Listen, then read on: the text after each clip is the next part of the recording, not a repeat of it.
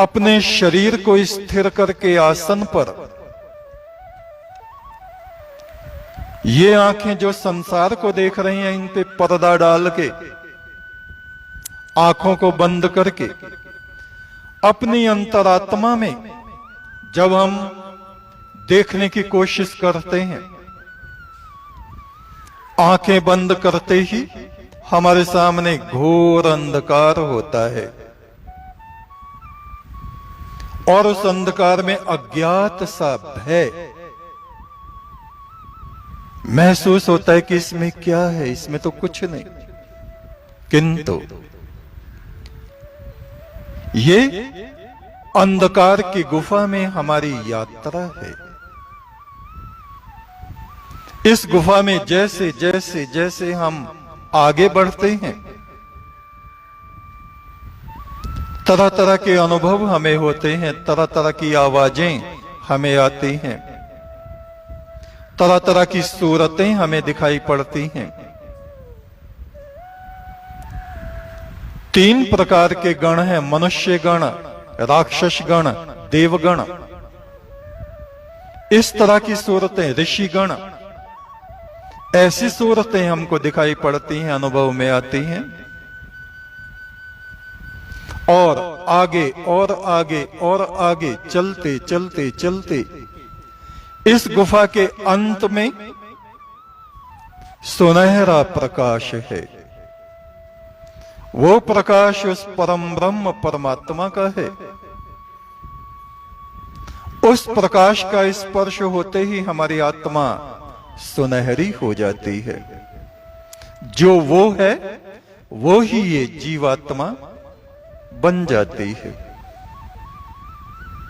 उसी के प्रकाश को, उसी के अमृत को, उसी की महानता को ये आत्मा ग्रहण कर लेती है। उसी जैसा इसका स्वरूप हो जाता है। जब मैं था तब हरि नहीं, अब हरि है मैं ना।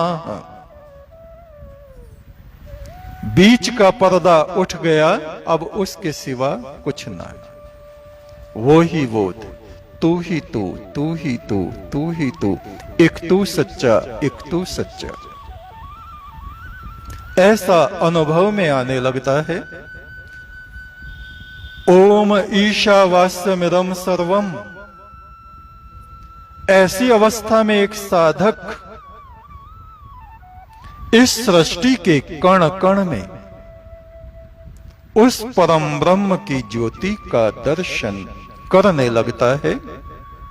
ये ज्ञान अवस्था, दर्शन अवस्था स्वयं में ही उस सनातन ब्रह्म की स्थिति साधक के भीतर प्रकट हो जाती है, पैदा हो जाती है। जैसे पृथ्वी से बीज अंधकार से बाहर मुंह निकालता है तो उसको सूरज का प्रकाश, शीतल हवाएं और ये विचित्र संसार देखने को मिलता है।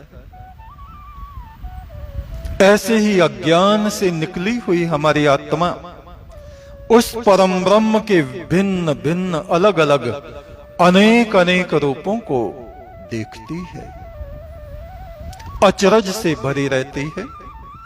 ओम ईशावास्यमिदं सर्वम।